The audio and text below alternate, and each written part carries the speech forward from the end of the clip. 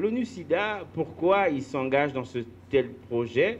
Parce que dans la stratégie globale, c'est plus nouvelle, hein, elle a été mise en 2021, nous sommes en 2023. Donc dans la stratégie globale de l'ONU-SIDA, on donne la priorité aux ressources destinées à l'autonomisation des femmes, des filles et des jeunes, en garantissant leurs droits afin qu'elles puissent se protéger contre le VIH, surmonter la stigmatisation et avoir un meilleur accès au dépistage, au traitement, aux soins, au soutien, ainsi qu'aux services de santé sexuelle et reproductive.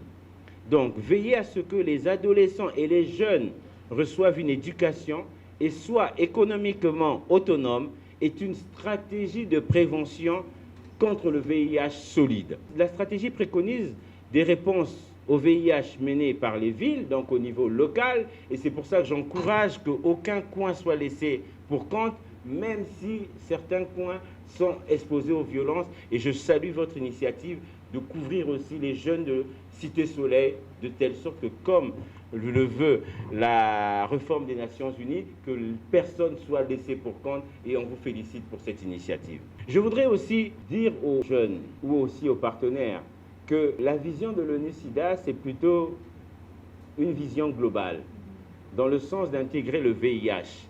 Parce que comme vous allez le voir dans la plupart des pays, y compris en Haïti, on a fait beaucoup de progrès dans les 30 dernières années. Là, on a fêté cette année les 20 ans du programme PEPFAR.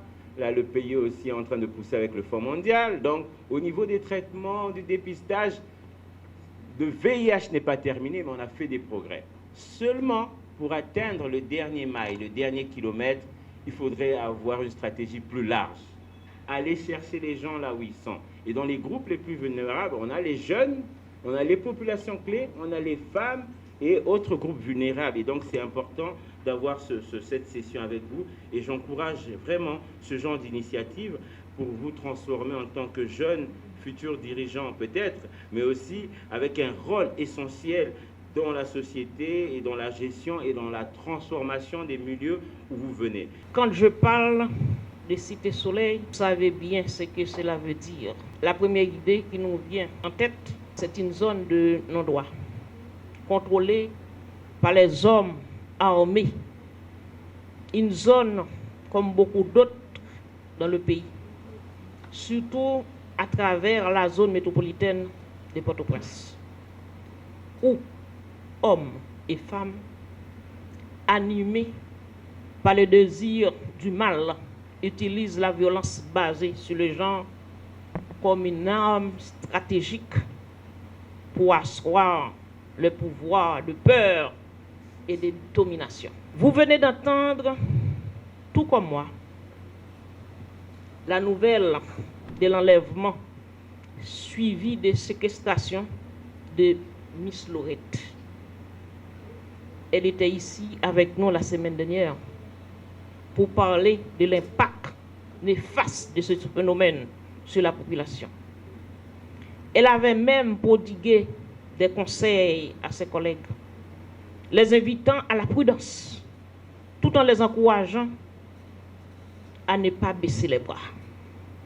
Malheureusement, au moment où je vous parle, elle est tenue prisonnière, malgré elle. Ce n'est pas possible.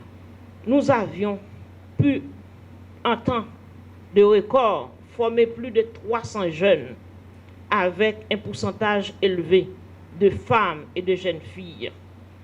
Une trentaine d'entre eux ont pu bénéficier d'un soutien en vue de mettre en œuvre des petites activités. En dépit des contextes difficiles qui traversent le pays, les témoignages reçus autour de ce projet socio-économique sont plutôt satisfaisants.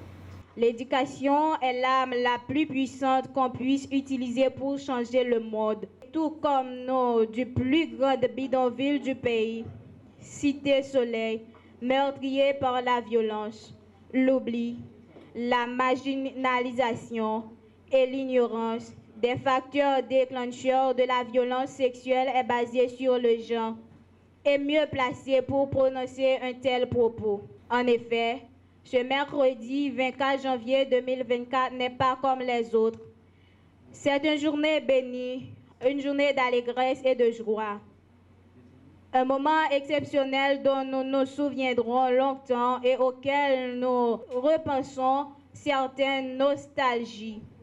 Elle marque en effet la fin d'une courte période riche en activités, formations, débats, conseils, pratiques, séances de renforcement de capacités techniques et d'estime de soi, jeux éducatifs et développement de nouveaux partenariats. Ces 8 jours passés ici au DELPA, en 2 sessions de groupes de 30 jeunes chacun, furent dansés non seulement en apprentissage, mais aussi bien sûr en émotions fortes, rencontrés dans cette ambiance de stress occasionné par le nivellement de rue et l'insécurité grandissante qui règne dans la commune. Oh oui, dans cette ambiance de compétition, de travail et d'effort, au lieu de jouer la carte de chacun pour soi, nous nous sommes serrés les coudes, nous sommes restés solidaires.